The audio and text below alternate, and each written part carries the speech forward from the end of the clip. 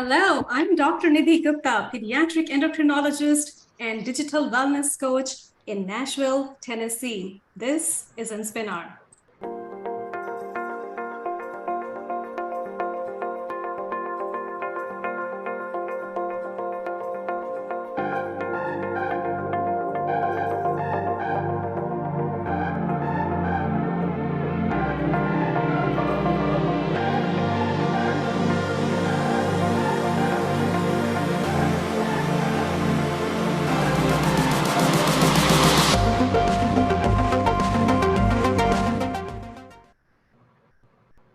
Today it is my honor and distinct pleasure to welcome Mr. Tarun Garg to Inspinar. Tarun is the Chief Operating Officer of Hyundai Motors India. Previously, he was the Executive Director of Marketing at Maruti Suzuki India. He has close to 3 decades of experience in Indian automobile industry. Tarun is an accomplished leader and believes in the power of team building, self-discipline, and work-life balance. Tarun, welcome to the show. Thank you, Nidhi. It is indeed a pleasure for me to join this Inspinar. Thank you. Thank you. So, Tarun, you graduated from IIN, which is one of the most prestigious educational institutions in India with an MBA. And then you worked in logistics for 4 years, a path that might seem a bit unconventional to most. How did those 4 years in logistics shape the rest of your career? Frankly speaking, when I was given logistics, it felt like the end of the world, because I had graduated from IIM and that was 30 years back. I was hoping to get a brand assignment or doing some marketing or maybe some sales job, glamorous sales job. And here I was in logistics dealing with truck drivers. But let me tell you, Nidhi, logistics was not glamorous, but it was the most important job in the company. And when I say that, what I mean is that it was a time when the car was on 12 months waiting, 16 months waiting, because India was still, getting out of liberalization, and there was so much of demand. So what was most important was the cars to reach the customer. So that was very critical. This other thing was because it was a factory posting away from the mainstream, team became very important for me. So otherwise you are, when you come out of a business school, it's all about I, me, myself. You're full of myself. And here you were, celebrating each other's success. The empathy came in. The importance of trust came in, because I believe once the trust comes in, then everything else becomes so easy. And so I would say that a lot of these factors, plus of course, the basics. I have always believed that basics are very important. And here I was doing invoicing, the fundamentals of taxation, the relationships, like I said. So everything went for me. And I hated probably every day of the first 6 months. And I would say that I really loved the next 4 years in logistics because they really made me what I am today. And it's not too much that I'm talking here, So yeah, so this is what I like to say. You learned the power of empathy, the power of team building, the power of creating opportunities where it might have felt for a moment that the world has come to an end. What am I doing in logistics? Some of us wait for opportunities to come to us, Tarun, while others create opportunities. What were some of the steps that you took to create or nurture opportunities in your career that our listeners can benefit from? So I think the first and foremost thing is to have an open mind, So you need to really not think that you know everything, or you need to just write everything off just because you have a prejudice and you don't want to really give it an opportunity. I mean, to say the least. So I think that is the critical part. The other thing is flexibility and adaptability. And when I say this, I believe very strongly, and of course, Charles Darwin said this ages back. But I believe very strongly that the biggest reason for unhappiness is our inability to adapt. And I see so many people that this is not good. The world is not good. I'm okay. You are not okay. I think this is something which I have always believed in, which means that I'm basically happy. And once you're happy, I think the rest everything becomes so easy because you can only put in your best when you're happy. Also, please understand, happiness is very infectious. Like they say, unhappiness is infectious, happiness is very infectious as well. In fact, I tell so many people, if you're unhappy, I mean, I'm talking about my team, I'm leading a team of about 1,000 people. I tell them, if you're unhappy, come to me. I'll try to make you happy. In case I cannot make you happy, I'll give you at least a perspective which will balance things out. Even if I can't do that, then please leave, because don't spread unhappiness. So I think this is very, very important. And the third thing I believe is also environment scanning, continuous environment scanning, because we are really into a very, very changing world. And I still see people that, like I said, this is my job, these are my KPIs. I need to grow 2% over last year. I need to achieve this, blah, blah, blah, etc., etc., full stop. But then how I can be better? Is there a better way to achieve this result? Is there a more efficient way? Can I have more solutions for it? So I think environment scanning really gives me that opportunity of what I'm missing. So this is another thing which I feel very, very important. And lastly, here I would like to say is that please continue to develop people around you. And this is, I know I'm probably talking to many of the young people, and they would themselves be finding their footing. At the same time, you will soon, take up leadership positions, and this is one aspect which I believe is extremely, extremely important. And this will give you so much of happiness, and your learning process yourself will never stop also. So please see how many people around you can develop, and in the meanwhile also continuously learn. So I think these are some of the things which I believe kind of can be mantras for success, and really help you to really move forward. Have that problem solving approach which helps you to move forward, because that is where it is life is. So powerful. Scan your environment, let go of prejudice, build people around you, and create happiness, even though you might not feel there is any room for happiness. And the biggest reason we might be unhappy is our inability to adapt. So powerful. And Tarun, Nidhi, you sorry, I'll interrupt you here. I just, one more thing which I like to say, which is slightly controversial, but very, very important. I would say that take a decision. An imperfect decision taken at the right time is 1,000 times better than a no decision. So I think this is also very important. I see so many times, okay, come to me next day, come to me next week, come to me next month, let me think over it, let me brood over it. And you will end up taking probably the same decision maybe after 1 month, but the time has lost. So a decision can be made right or wrong or perfect or imperfect based on the actions you take post the decisions. But the first thing is to take a decision. So I think this is something which I will again like to say, because this has really held me in very high stead in all these 30 years, that you take the timely decision, and then of course do things, and make sure that the decision works for you.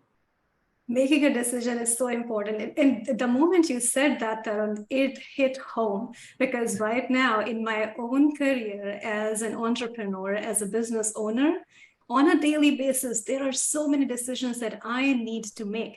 And I'm constantly evaluating the pros and cons of each decision. Like risk taking is an essential part of being in business and leadership. I'm constantly finding myself having a conversation about, is this a make or a break decision? So when you work with a huge automobile industry and with a company that you work with on a day-to-day basis, you probably have that conversation in your mind as well. So what do you tell yourself when you are on the verge of making a decision that might like literally make or break the future of the new car that is being launched, or what direction the company might take? What does that conversation look like? For me, what is most important factor is the sustainability.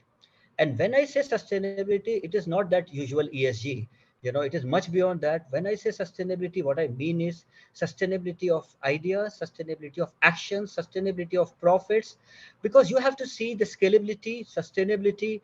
You have to see that the process is also right. Sometimes we are too much focused on the end. So do I have the right process? Because if I have the right process, then success will come today, success will come tomorrow, it will come next week, it will come next month, it will come next year, it will come years to come. So I think this is very, very critical, and especially to the millennials, when sometimes we feel means are not important, it's only the end which is important.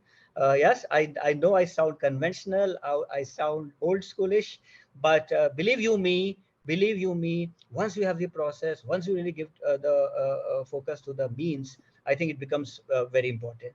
The last aspect here is also the ethical aspect of it.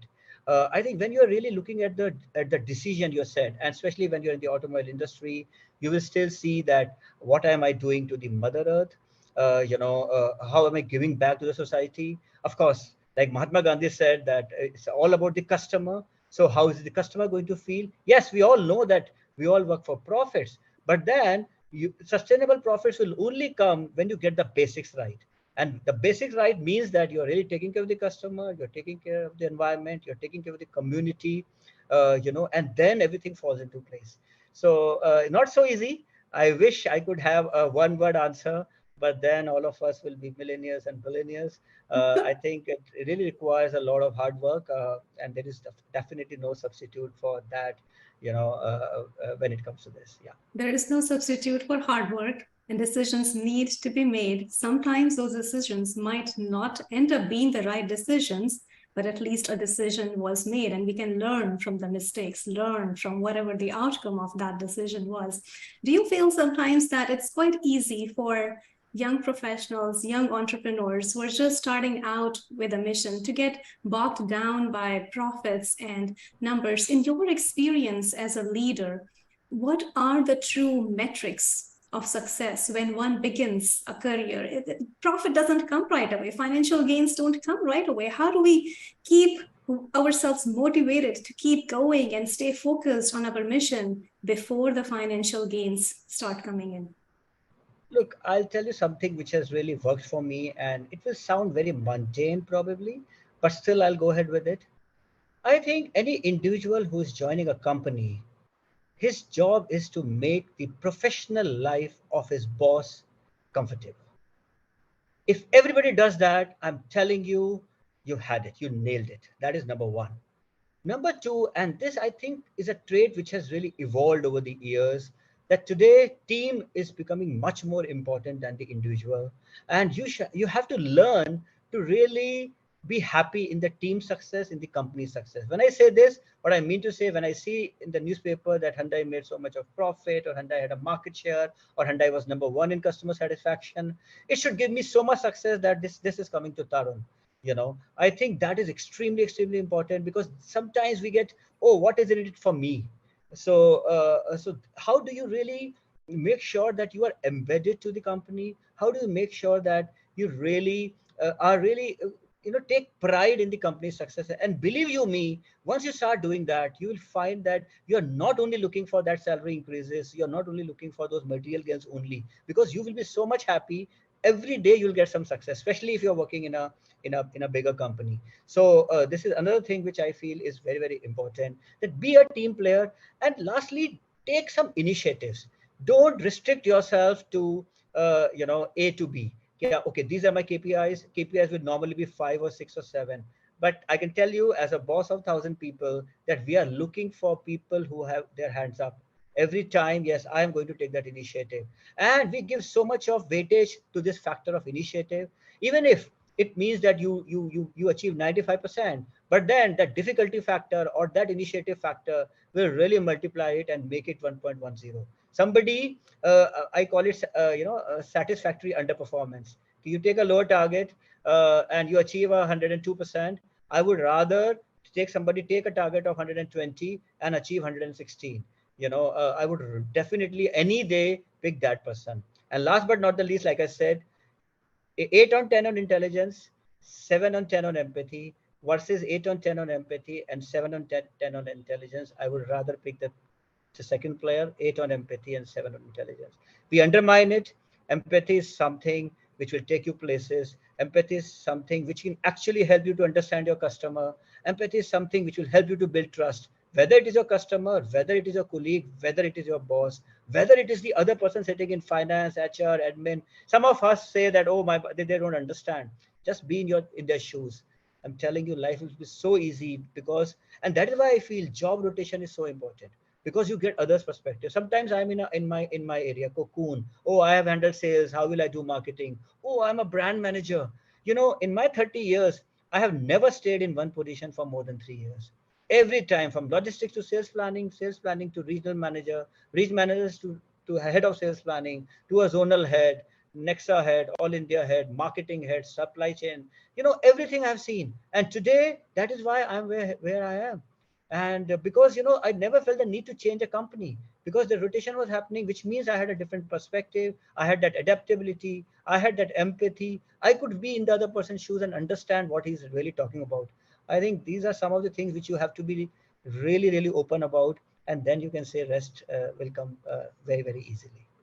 Developing empathy is something that I believe takes time and patience and being mindful and being intentional in what you are saying, in how you are being with people around you.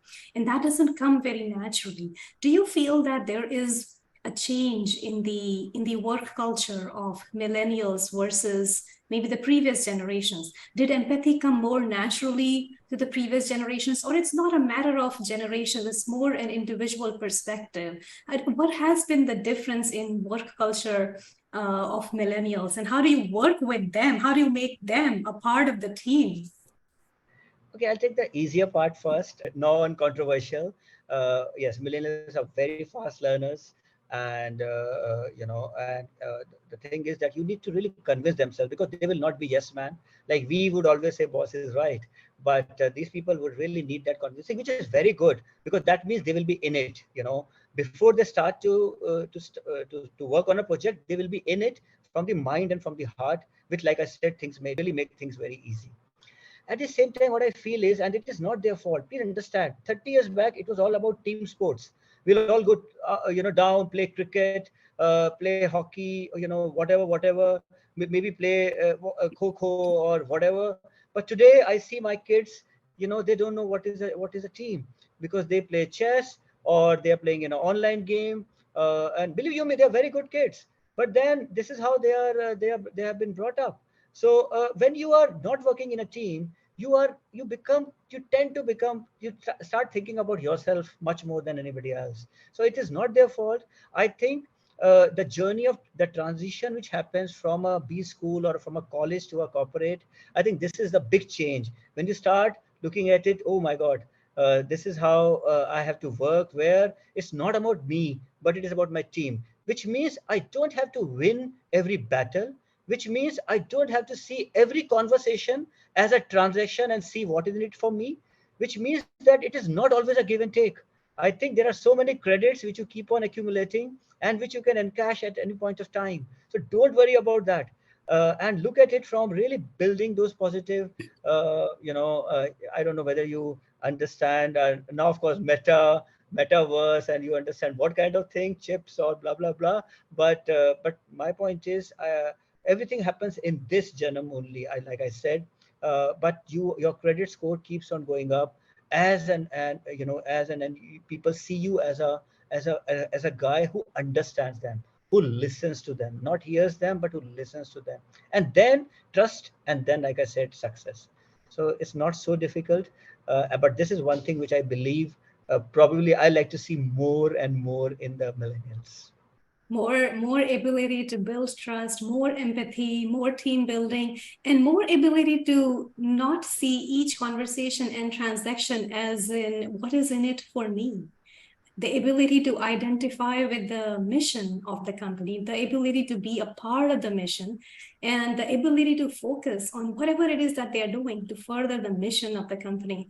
Those are some of the attributes that you hope to see more in millennials. Now, Tarun, you believe that self-discipline and being proactive are the core principles of success. We talked about the importance of proactiveness, the importance of taking initiative, how in an audience of 1,000 people, you are much more likely to pick a person who is proactive to be a part of your team versus a person who is more intelligent. Talk to us about self-discipline. How does that play a role in your own life, in your career? And how can people practice self-discipline? Look, it's all about maybe some following some routines. Like for example, I have been getting up at 4:30 for the past 40 years, a.m. So I sleep at 9:30, 10. I know it will not resonate with the millennials of today. Even my children, they sleep at probably 3 a.m. But I get up at 4:30, and then I'm the first one to reach office. So my office would normally flexi timing. We are also adopting as the millennials. 7:30, 8:30. But I reach at 7, and that 1 hour, it's for me. When I have all my reports, I'm scanning the data, I'm deciding my day, and after that, I'm slave to my people. Because my board is full. And then I'm really solving problems and helping people to solve problems. So I think that is extremely, extremely crucial that you do that. The second thing is, when I say discipline, it also means respecting other person's time. I can say this with pride, and I learned this from my father, who has been a very famous teacher. And he would say that you can make anybody wait. You cannot make anybody wait. Like today, for example, and you would subscribe to it. I was up here 40 minutes before the podcast was to start, because I think this is important, and this is something which I owe, irrespective of the time. I think I really owe it to my audience. I owe it to everybody else, and not really see that how much it is costing me. And somebody will say, "Oh, are you a fool that you have joined so early?" But believe you me, we found out, me and Nidhi, that there were so many issues to be sorted out. The video was not right, the positioning was not right, etc., etc. So my point is, respect, the other person's time. The third thing is, it is also about being a role model, especially when you grow up. And I think you must understand that you are being watched. You are being always under the scanner. You are being scrutinized. People are trying to, and especially when you get success, so many people want to be like you. So I think this really adds on to the responsibility. And somebody like me, so I make it a point to really conduct myself and to have minimum gap between preaching and practicing. I would not say zero gap. Nobody is God who can have zero gap. But I would say minimize the gap between preaching and practicing. Do unto others what you want them to do with you. Do take some town halls. I have very open meetings with my team members, and that really helps, because once you are doing that, and you give a freedom to the team to ask questions, you will realize that so many things which you thought were working fine are not really working fine. That is first. The second thing is, you will find that it's all about a matter of perspective. And the moment, you don't have to say yes to all the requests or all the queries. It's about really giving a perspective, developing an understanding, and then reaching a common point. And I think this is so very important, and not only in a town hall, even otherwise.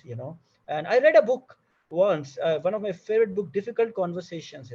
It's all about really understanding the other person, not really having those prejudices. I think this is again something that everybody should also see you as you are seeing yourself. And there are minimum blind spots, because sometimes we feel too much about, oh, I am this, I am okay, you are not okay. I think this is another aspect.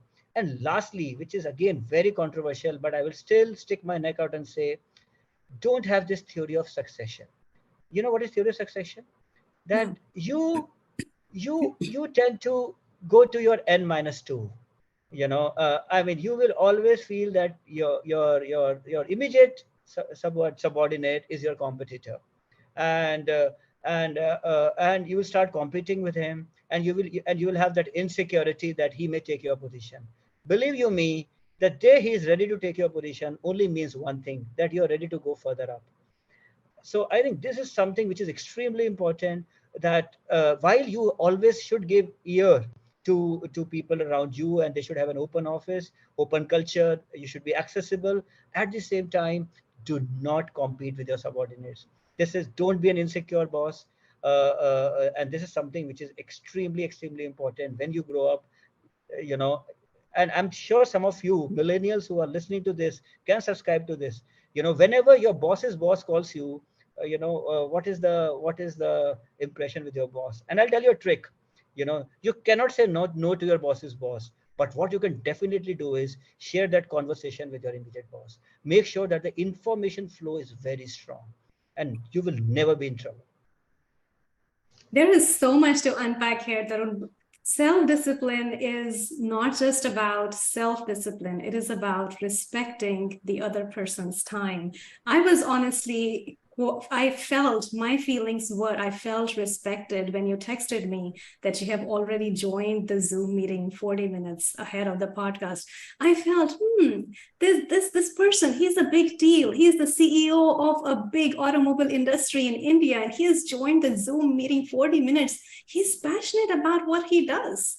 There is something about him that has put him where he is right now. So self-discipline is about respecting other people's time. Self-discipline is about noticing that the competition is not with your subordinate, the competition is with yourself. And when your subordinate is ready to take your position, the only place for you is to go further up. Amazing, amazing. Talk to us a little bit about human relationships. You talked about town hall meetings. That is your chance to build relationships with your team. Since COVID, there has been a shift in the way team meetings are conducted. Unfortunately, a lot of, or maybe fortunately for some people, a lot of meetings have shifted to Zoom or Teams. Do you see any advantages to that culture? Do you see that culture changing? Or are there any disadvantages to that culture of online meetings? Look, advantage, of course, we can see it right away. I mean, this meeting would not have happened. I would not have definitely flown to US. I'm sure you are very, very, very busy in your own schedules to really do something like that or think something like that. So there are definitely a lot of advantages and efficiencies. The decisions are much faster. At the same time, I think what we all have realized that there is no substitute for a pat on the back. There is no substitute from learning from each other in a group. Look, why did we say that the schools are the best a source of learning? Because not only are we learning from the teacher, but we're also learning from the fellow students. We're discussing amongst each other. Same thing like corporates. When I'm having a Zoom meeting, it's always a one-to-one.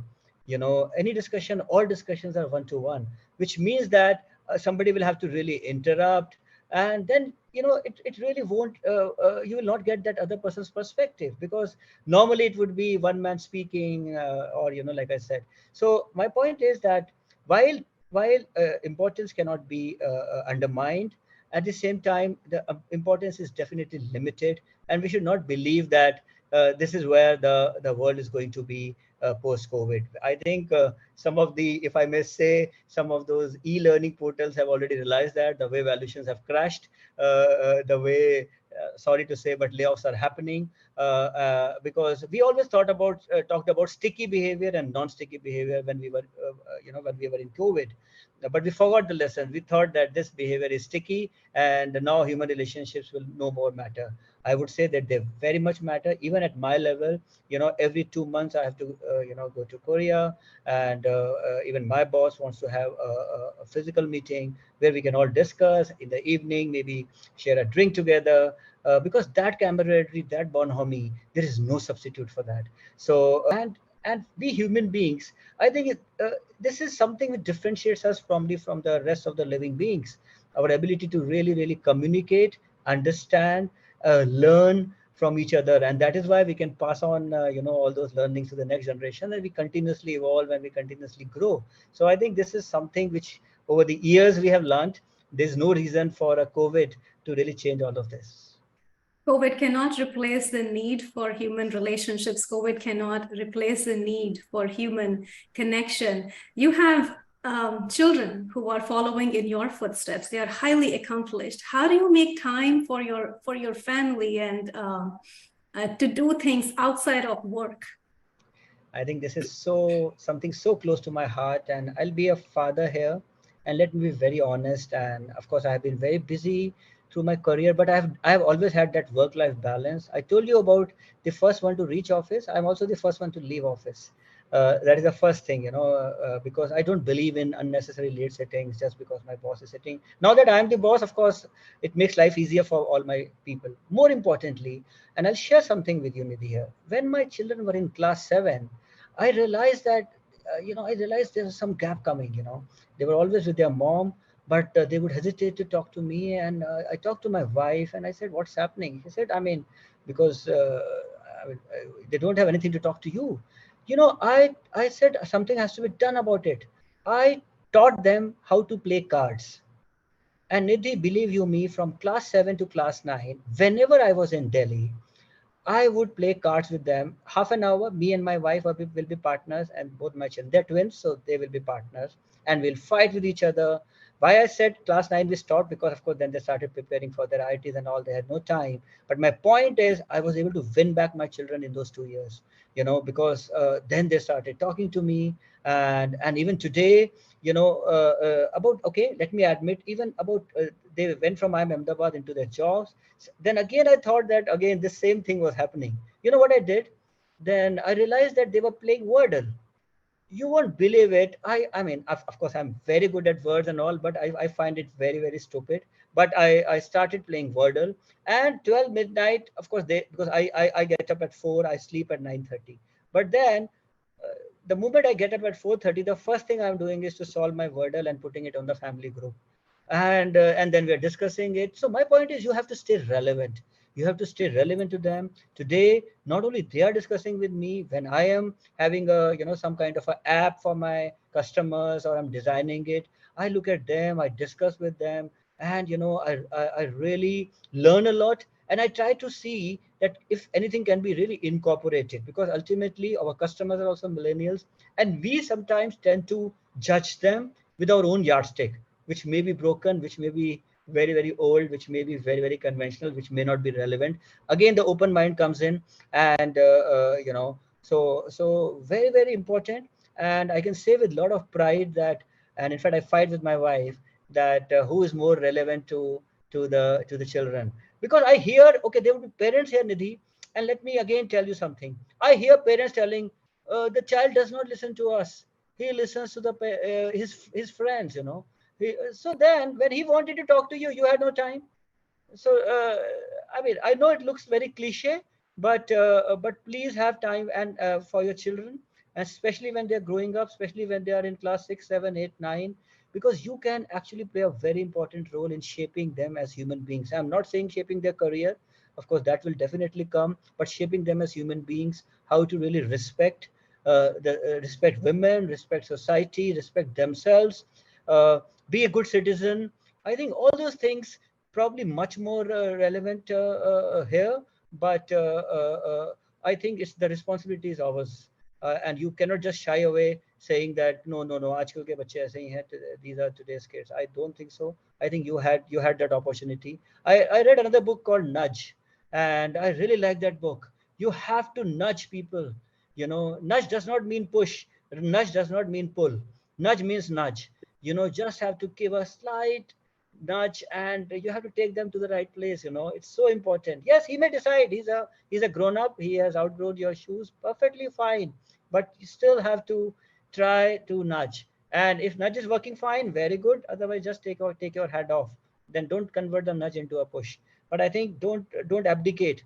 There's a difference between delegation and abdication. So don't abdicate your responsibilities. Yes, very important to delegate, but don't abdicate. I love the idea of nudging, not pushing, not pulling, just nudging. And being the chief operating officer of a big automobile industry is not an excuse for not connecting with your children. So, anybody who is listening, there is no excuse for not connecting with your children. Find an activity that makes you relevant in their lives. It's about them finding you to be relevant in their lives so that they will talk to you. And that will be your opportunity to shape them, to respect themselves, shape them as better citizens, as better humans, shape them to respect women and respect everybody around them. How fascinating. Thank you so much, Tarun. Thank you for sharing such awesome wisdom on Inspinar. Thank you for being our guest today. It was an absolute honor and joy to have you today.